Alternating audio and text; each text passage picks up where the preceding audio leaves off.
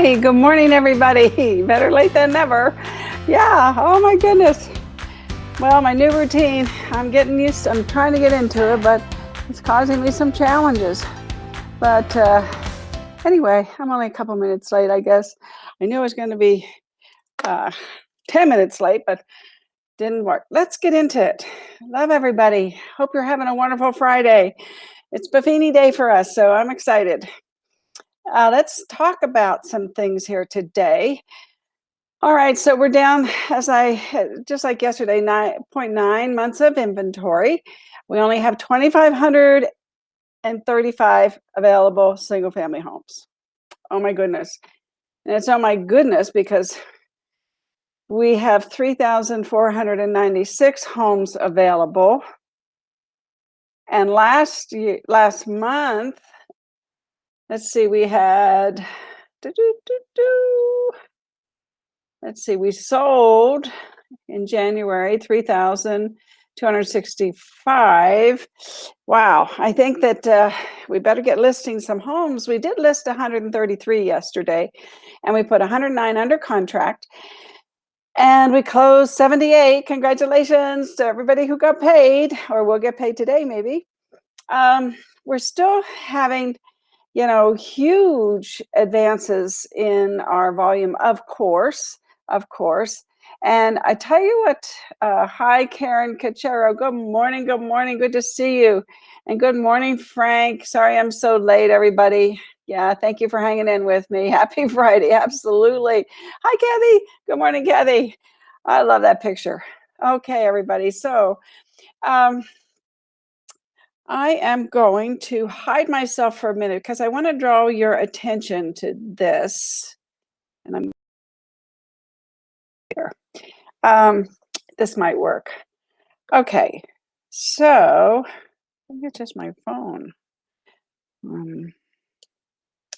So anyway, if you go back here, not to delay. So here it has, in 2011, the median purchase price was $120,000. Thanks, Frank. I got back. I don't know why when it hit me, it took my volume out, but that's okay. I'm back. Thanks, Frank. I appreciate that so much. So 2011, tell me, Frank, if you can still hear me, please, because I think you can. So in 2011, the median purchase price was $120,000. Now, in 2012, it jumped up to 149. And if you go across this sheet here, you will see that I have put what the gain is based on the current median price. So if somebody bought a home in 2011, they might be someone who might want to sell. And I suggested yesterday, and I'm going to repeat it today. Yeah, thank you, Frank. I appreciate that. I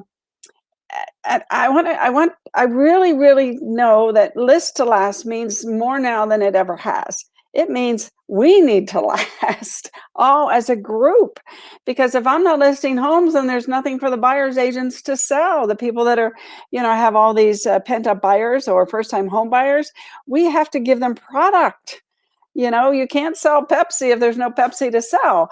And so got to think of it. We've got to get out there and get listings. And I think maybe sometimes, because it does take some time, listings aren't always the low-hanging fruit like buyers are. But if we have nothing for the buyers to buy, it's not going to matter. So I'm very concerned about this. I really am, because I've never seen this. We have 17 months of declining inventory. This is a first. We've never had this before.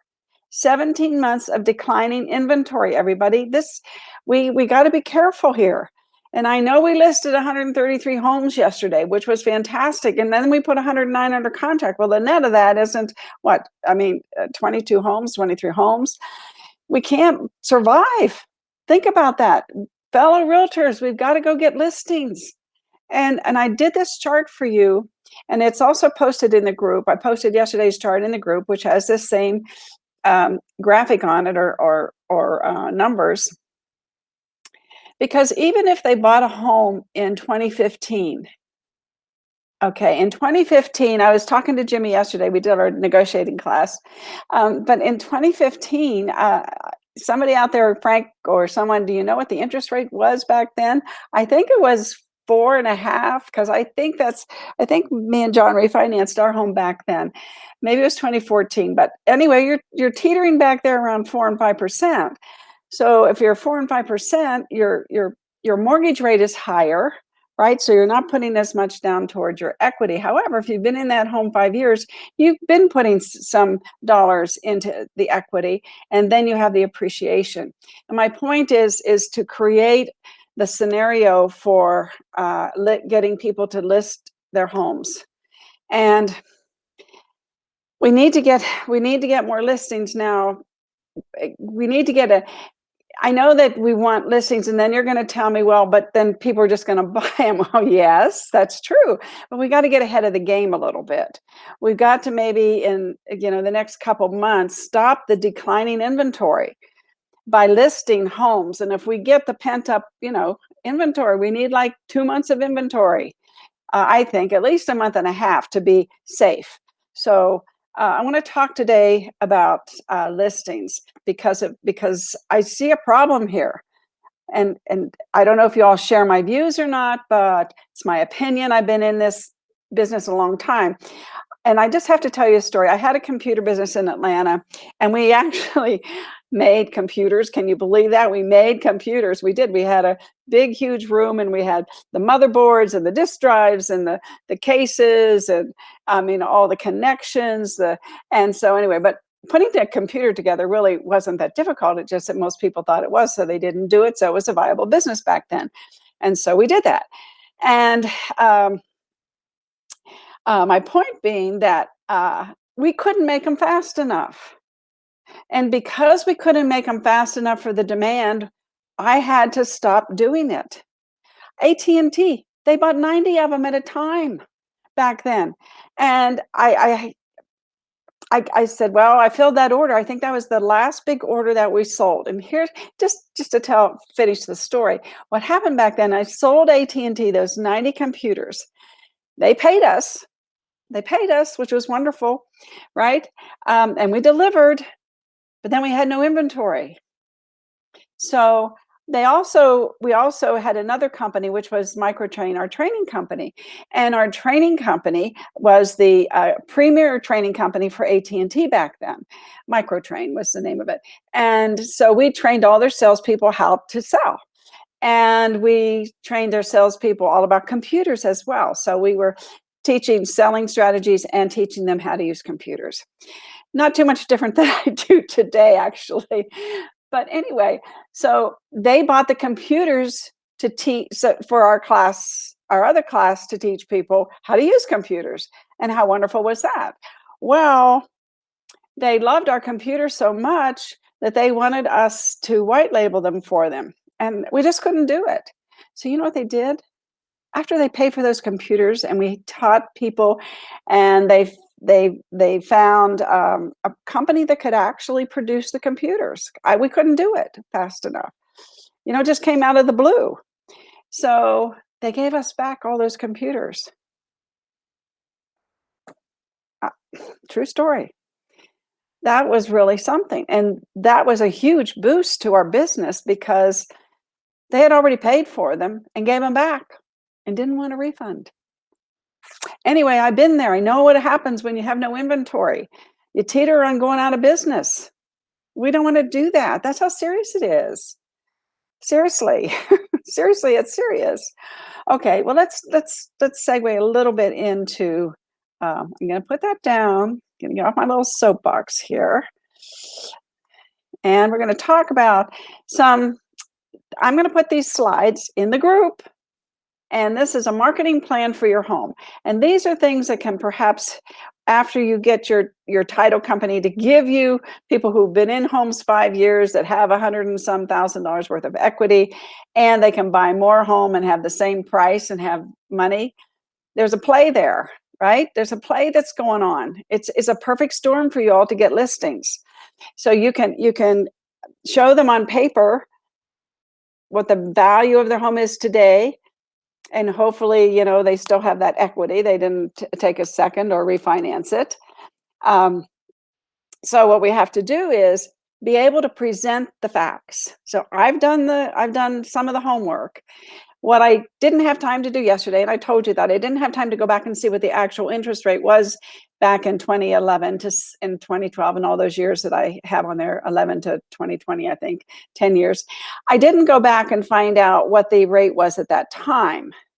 I didn't go back and find out what the rate was at that time, okay? So I will add that if I have time this weekend. I have a very busy weekend, but if I have time, I will go back and show them what the payment was back then versus what the payment would be today. So what that's going to give you the opportunity to do without you all having to do it. If you have time, that's fine, but I'm going to do it too for those who don't. We'll show you, okay, so here was the interest rate back then. Here was your payment back then. You can figure that out, yeah, pretty easily. And I think Realist sometimes has that information too. But anyway, so you have a story to tell. Mr. and Mrs. Homeowner, you've been in this home 10 years. We know, homes start to age and they have more deferred maintenance, and you have all this equity built up because the price of homes have gone up over the years, and you can show them the chart. Say, give me your email address. I'll show you the chart. What great way to get email addresses. And anyway, so then you email them that and you tell them the story. So today you can buy a home, a newer home, less deferred maintenance, maybe bigger, smaller, whatever it is that you want. Okay, whatever it is that you're looking for. Maybe you want to change locations, move from the east to the west, the south to the north, or get more centralized to your job wherever it is. And maybe because your job now, you can work from home, you might want to change your floor plan. There's all kinds of reasons today why people might want to move. But the main thing is that their payment can be lowered and they can probably upgrade to, a newer home. Because a 10-year-old home has maintenance issues. Believe me, I know. My home's 20 years old. It's like, oh my God, now I need a hot water heater. Now I need a new faucet here. Now I need to paint the baseboards. Now I need to do this. It just happens. It happens over time. So just saying, you've got the perfect storm here. So how do you market? So you say, and I have a marketing plan for your home. Marketing matters, and I'm committed to getting your home sold to the best possible buyer in a timely manner. And here's some of the steps that I will take. I will competitively competitively price your home. I will advertise it. I will advise on property enhancements for optimal viewing. Okay, you're going to competitively price the home and advertise it. You're going to advise them on what enhancements they need for optimal viewing. And sometimes that's taking all the stuff off the countertops. You know how all that goes. You know what to say, hopefully. And then number 3, you'll prepare and submit accurate information to the MLS. And you can tell them, like there's 3 P's. Put it in the MLS, put a sign in the yard, and put a lockbox on it, the 3 P's, and then pray. No, we do a little bit more than that. So we're going to proactively promote the property to my entire database. And also, I promote it to the realtors in Las Vegas that are selling homes. So, I'm going to market it to all the websites, to all the realtors, and to my database as well, because I have built up buyers over the years in my database. And if you have sellers in your database, they could become buyers too. So got to play both sides of that. And then I will create maximum exposure for the property. And you can do that so easily, with Facebook and boosting and doing a live video, open house. And I'll create a maximum, or I'll network with the best agents and tap into my national referral network. And again, if you go into the MLS, and you probably all know this, me and Jimmy always say that because we don't want to insult anybody, but I know there's people that don't know it as well. So we want to make sure that everybody understands and gets our message. So you can go in the MLS and you can look at who just sold, let's say it's a $400,000 home. what just sold in the $400,000 price range in the last 30, 60, 90 days. And then in those realtors, you can connect with them and say, you had a listing, it's sold. Did you have any other buyers that were interested in that? So you can network you can target your own network through the MLS. Excuse me, my nose is itching. Excuse me. So that's number one. And then what's going to happen here, we're going to go through the next few pages and outline what they can expect from you on your home selling journey. So from complete transaction management to communication and negotiation, I will ensure this process is as smooth as possible for you. Now, whether you're saying this on the phone, in a video, whether you're target marketing, yes, it's Buffini Friday. Whether you're target marketing, you can ensure that this process will be as smooth as possible. Be careful. You don't say the word guarantee. Guarantee has, deep meanings. You want to say that I will ensure this process is as smooth as possible for you. Okay, then we're going to go to slide number 2. And slide number 1. In-depth market analysis. Today, oh my gosh. So I'll complete this for you at the beginning of your journey to show you how your home compares to others in your area. And this should be like an aha moment for them because the prices have increased. What did they go up last year? 10%? I think so. I think they went up 10% last year. And if you use the chart, you'll see how they went up each year, right? And so, excuse me again. So you'll receive a thorough inspection and assessment of your property location, style, and condition, and a written fair market evaluation of your property and explanation of the optimal pricing strategy, and then an estimate of expenses and costs to show you the net proceeds when your sale is complete. And I have to do a reach out to Equity Title. I was helping John with some listings this year, and he was really using a net sheet program that I thought was really wonky in my techie world. And so what I'm saying is that, the Equity Title, I think it's Equity NV or EquityTitleNV.com. If you sign up for that, I just think that their net sheet is one of the best. And I've looked at other title companies, and I'm just giving my opinion, everybody, but I just thought it was really good. And then I could save it, and I could, he had one property, he got 3 offers all at the same price, and they turned down the first one, the second one, the third one, but on the third one, it was the same price, but they took it, right? And each time he prepared a different net sheet because it prorates the days. There were some little nuances, like take out the home warranty. One person didn't ask for a home warranty, and so on and so forth. And so then he compared the 3 on the third presentation of the third offer. And even though they were the same price, there was a little bit of difference. And so but it made it really easy and professional. I love it.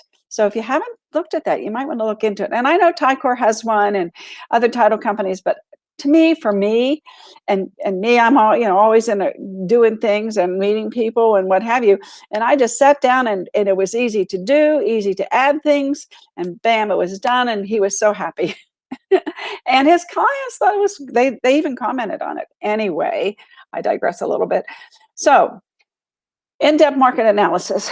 And today that's really important. I mean, what homes sold for 6 months ago, they're not selling for that today. They're selling, the prices are going up. We're starting to get into price wars. I heard that in class yesterday. Oh my goodness. Okay, let's go to slide 3. I'll hide slide 2. Property enhancement. Wow. So we will maximize the value of your home with a written enhancement checklist. Wow, what a nice way to put that. Instead of saying remove the clutter, this wall has too many pictures, we're going to give you a written home enhancement checklist. I love that. Small tasks to get your home in top shape, and examples include painting the living room, repairing the back gate, or power washing the siding. So things like that. I mean, and believe me, what I love about these slides is that the wording. They say things that really, in a few words, cover a wide variety of items. Yes. So then we have recommendations for minor repairs and improvements to help sell your property for the highest possible price. Now, we have a rental coming up. The owner wants to sell it. And so we do a move out inspection, which we did. And now we have to go back in, and I send another set of eyes out there. Actually, the head of the inspection department, Toby, and I tell Toby, okay, you go out there and you tell me what it would take for you to buy this home. I want that perspective. I want to know what we have to do to sell this home at the highest price in the shortest amount of time for our property owner.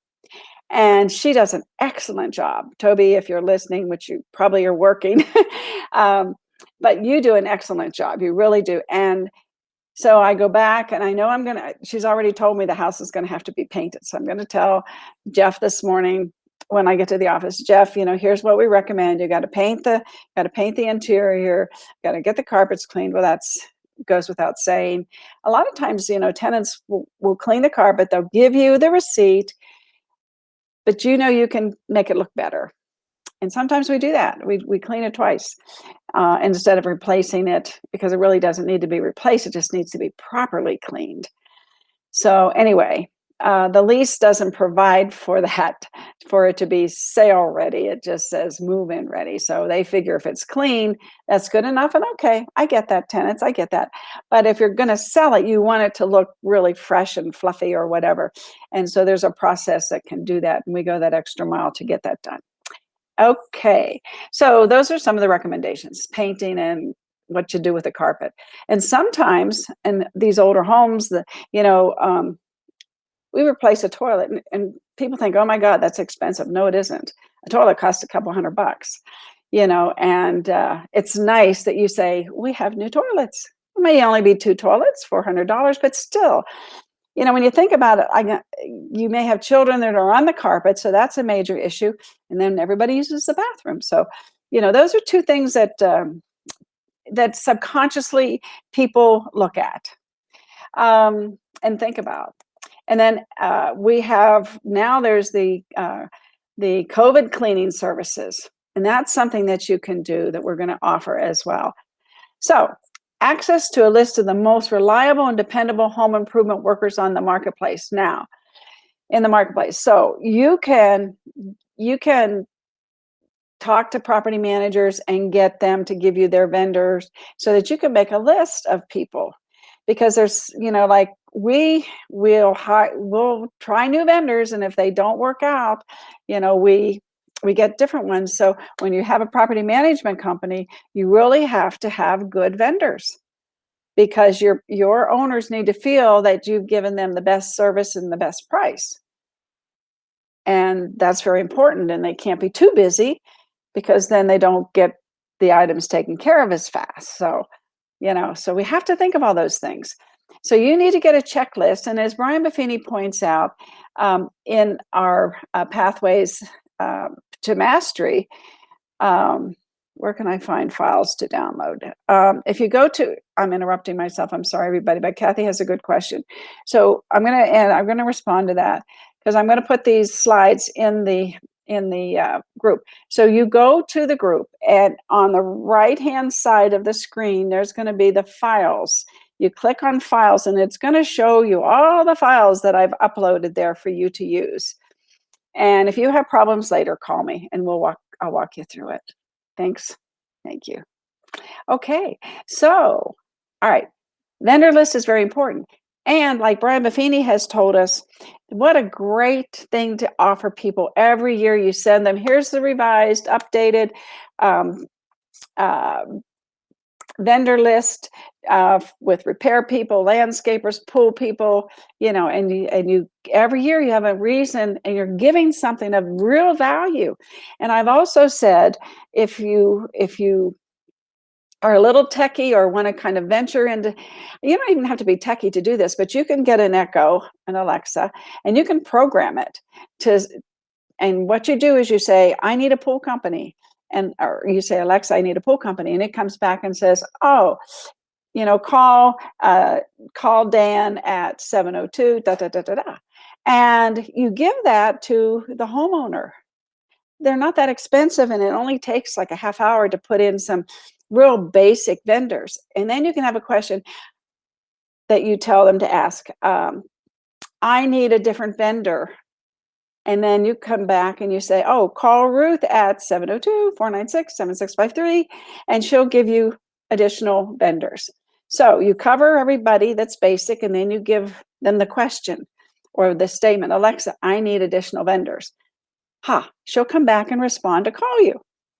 So you're giving the homeowner the list of questions to ask Alexa, because you programmed into that, and Chrome does this too, you programmed into that the answers to the questions. So that's like an upgraded version of Buffini's annual vendor list or little booklet. He's been in business so long that his is actually a booklet. So there's so much that we can do in this business. I just love it to help people. Okay, where was I? So much to talk about. Okay, we talked a little bit about this the other day, clear and open communication. I think the biggest thing that people have a problem with is that you don't call them and you don't communicate because you have nothing to say. And I am a proponent, and I have become a nag about it. Hey, I don't care if you have nothing to say. Call me and tell me you have nothing to say. I just need to know that there's nothing to say, that nobody showed the home, or, a lot of times we'll get like the remarks we don't want, and back in years ago, agents didn't even like to leave remarks because they didn't want their phone to ring, right? They didn't want the agents calling them saying, how do you showed my home? How was it? Remember that? Well, we do want to know. And it's so important right now. We want to get these sellers happy, and we want to let them know that we're going to call them every Friday or every Monday. One of those 2 days, I think, is best based on, you want to either tell them what you're going to do for the weekend and what's happened in the week, or Monday, you're going to recap the whole week. I kind of like Fridays because I like to say, oh, we had 3 or 4 showings. They're going to continue to look. And this weekend, I'm going to have an open house, so we'll get more lookers. And if we get enough people looking at the home, Mr. Seller, Mrs. Seller, we will sell it. So hang in there with me. That's it. And then you can say, I sent out postcards, or I did a Facebook ad, or I did all those things that you're going to do. You just don't put it in the MLS, put a sign up and pray. No, you got to work. This is a job. And we get paid pretty well, I think. Don't you? I do. If you can sell an average price home a month and make $100,000 a year gross, that's pretty good. I know you know that. Okay, let's see. Let's see that. Let's hide number 4. Where's number 5? Okay, number 5. Negotiating and structuring the sale. So when prospective buyers come along, and you can count on me to carefully review and present all offers for your consideration. And here's where I really want man, we've got a stalker in there. What you want to do is you want to make sure that when you take that listing, that you hone in on the seller giving you permission to tell the agents what's already on the table, what's coming. There's offers coming. I just got an offer for $400,000, but we're taking more offers. Have your offer in by tomorrow, because then we're going to review our offers. You know how that goes. But I want to be able to say, hey, Kathy, my offer, I've got one offer here for $395. I had another agent call me there. I told them what that was, so they may come in higher. And the object of the game is to get that seller the best price and the best closing terms. So the only way to do that is to create the stir. And the stir is to tell people what you've already got on the table, because, Kathy her buyer may not be able to come in at $395 because they don't qualify. And it's better for her to know that now than later. So that's community over competition. We're trying to help each other, right? We're trying to help each other as much as we can to move this market. So, and that's the other thing, the sellers are probably going to buy something, right? So anyway, yes, Frank, you do that. Very good. Yeah, that's good. I really just think everybody needs to be transparent as possible, because in the long run, we're saving everybody time and we're getting the seller the best possible price with the best terms. And of course, always in the least amount of time, although in these days where there's not a lot of inventory, that doesn't come into play as much, but it may be back, you never know. And then you're going to qualify the buyers and research their lending options to increase the likelihood that they can secure financing. And that's if someone's coming off of your sign, right? Well, we know that. And then negotiate the strongest terms to create a solid transaction that will close on time without any surprises. And of course, there's another PDF that I loaded that's the buying process or the selling process, and it helps sellers know what to expect. Actually, it's the buying process, but I'm actually telling you to give it to the sellers so the sellers know, okay, here's what the buyer is getting. Here's the journey through the transaction. And we have 10 pages in our RPA. And if nobody knows this, well, some of the sentences are 86 words. 86 words in a sentence. How do you translate that into layman's terms? You really have to know. There's a lot of nuances, and there's 18, let's see, in the first 5 pages, there's 15 to 18 ways for the deal to fall apart. Seriously. So you have to know what they are and be able to, and watch that. Just don't, think because you got an offer, it's going to close.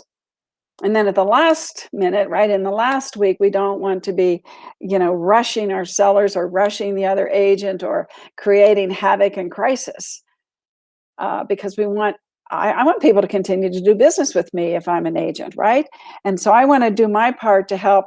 Let's say Erin Mills is the listing agent. I want Erin and I to work like a team to get this deal closed. That's our job.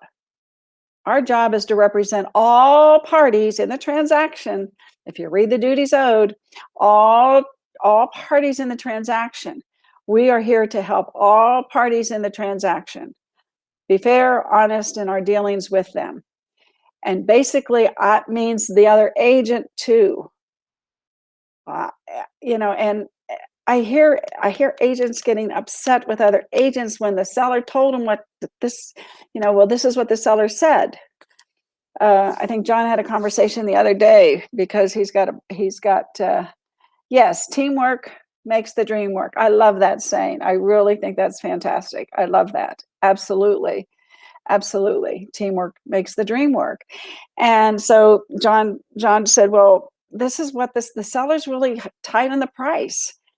And he's got a lot of money.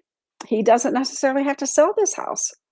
That's just the truth, everybody. And the seller told him that, right? And the seller said, you need to tell anybody bringing in the offers that I'm tight on my price. And so John said that, and I think the agent got offended.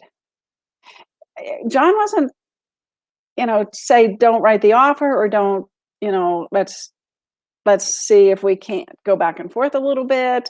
John didn't say that. John just said, here's what the sellers told me. So John, in the spirit of trying to help someone, the other agent took it the wrong way, I think, because he never got the offer. Anyway, this is why negotiation is such a big part of what we do. It's a skill. It is truly a skill. So negotiating and structuring the sale is really important. And part of that starts, like Frank just said, he does this, communicating with the other agents so that they know what's going on. That is slide 5. Let's see, slide 6. We got 2 more slides and then we'll be out of here. Okay, complete the transaction management. So once you've secured the buyer, or uh, the other agent has secured the buyer, you promise to smoothly navigate through the transaction. And this is really important. And I said, earlier, how many ways there are to get out of this contract, but it's an offer to purchase. It's an offer to purchase. It is not a validated, executed, I should say, contract, because it hasn't closed. So you really have to walk the seller through all the things that can happen. And in this slide, there's a transaction checklist: the financing, um, the vendor coordination, the inspection, and on and on. The disclosures, the title, the appraisal. Oh my, right? And then home repairs, and then the final walkthrough, and then all these things that have to happen. They don't know what we know, and maybe they bought a home 5 or 6 years ago. Well, they don't remember all this stuff, right? And they were the buyer, not the seller. So, and they could have been first-time home buyers back then. So you have to really be thorough, and people will appreciate it, because this isn't what they do. This is what we do. And it's our job to tell them what we're going to go through the journey. Okay. And we're going to stay on top of all matters to be sure that this closes timely with as little stress as possible. And managing people's expectations is really, really a good thing. Facebook user, what are we saying? You need to stop writing ridiculously low offers in this market. Well, and again, if you get your seller to, give you some leeway here in saying, they're probably going to reject it, but you can give it, but I don't know. Let me put that up again. That's really that's a good topic. Agents need to stop writing because we're being directed. We represent people, and sometimes, what are you going to do? I mean, the buyers. I understand what you're saying, but what are you going to do? Yeah, I get it, but I don't. I mean, we've had that happen, but I don't know. I know what you're saying. We're busy. But sometimes those buyers, they're so, no, I want to offer $100,000 less or $50,000 less. What do? You have to represent them. I don't know. You can always let them go, I guess. You ever fire a buyer? Oh, educate. Yeah, that's a good response. Educate them. Educate them. Yeah, educate them with the comps, with all the things, and you have to be in control. I don't know who's saying this, because Facebook is just saying you're a Facebook user, but yeah, educate, and you have to be able to educate. You can show them what's sold in the area recently, and why, and what would they do. I used to like to put them in reverse the situation. Okay, so what if you were the seller, and you know that the house down the street went on the market for 400 and sold for 395, and it's just almost a mirror image of this home. So why, if you were that seller, why would you take 350 when you know that the market bears 395? So yes, educate. I think that's a great point. Thank you for saying that. Appreciate that. Okay, one more slide, I think, and then, geez, Louise. The Client Appreciation Program. And my business is built on relationships, so I aim to provide you with outstanding service and care before, during, and after the sale. You're basically right now setting it up for you to get a referral. And even after you close, I'll be there to assist you with all valuable information in the mail on a monthly basis. There you go, everybody. Items of value, personal notes, stay in touch, pop buys. I think once a year pop by is enough, maybe during the holidays, or maybe in the summertime, or when the anniversary, if the anniversary of selling the home is in the summertime. What we used to do is get our branding put on a water bottle. It's not that expensive. You get your branding put on a water bottle, and with your phone number, and you take a couple cases to the home that you sold a year ago, or you sold in January. Now it's July. That's a pop by, right? And now they're giving, and they have friends, and they're giving the water out to their friends and seeing you. And it's just it's a nice gift. Aaron Taylor wraps his picture and puts his phone number on the salt. They keep the salt forever, right? So I like Popeyes. I like dropping something by. And then there's the relish, ketchup, and mustard. You give in the summertime, right? I giving you this because I relish our relationship, and and I'm catching up with you, and you know that I can always cut the mustard if you need me. If you need something in real estate. I love that. So there's a lot of nice things that you can do. And again, you have to stay in touch with them, because it's not just that they're going to sell their home someday. It's that you want to live by referral. It's such a better, easy way to do things. Live by referral. Let's see here. Low offer sets up a breakdown. Yes, that's true. It does. I agree. I agree with that. I agree with that. Okay. So I'm all about setting people up to know that I live by referral, that I want to do the best possible job for you, and I'm going to stay in touch with you. I'm going to send you market stats. I'm going to send you an item of value. I'm going to send you your HUD statement for your taxes. I am going to be someone who you would love to refer. I would love to be the person that you refer to other people. Right. Oh, by the way, it's the mayor campaign. And so I think, is that it for today? Yes, that was the last one. The client appreciation. We appreciate our clients, and we have to let them know it. And yesterday in class, somebody said something that people don't care how much you know until they know how much you care, right? Write that down. People don't care about how much you know until they know how much you care. So if you want to be front and center with the people you're working with, and the homes are flying off the shelf, so y'all are selling homes. So you need to be in touch with these people, okay? Deal? I love you all. I'm going to run out of here. This has been a long one. I'm going to stop right now and put these in the group before my day gets away with me and you don't have them. So these slides will be in the group for you to use. You can use them in a listing presentation. You can send them to people. You can do videos with them. Just keep yourself out there, brand yourself, be in front of people all the time. I love you. See you tomorrow. I have a special guest too. Max will be with me, and we'll have a guest. Bye, everybody. Have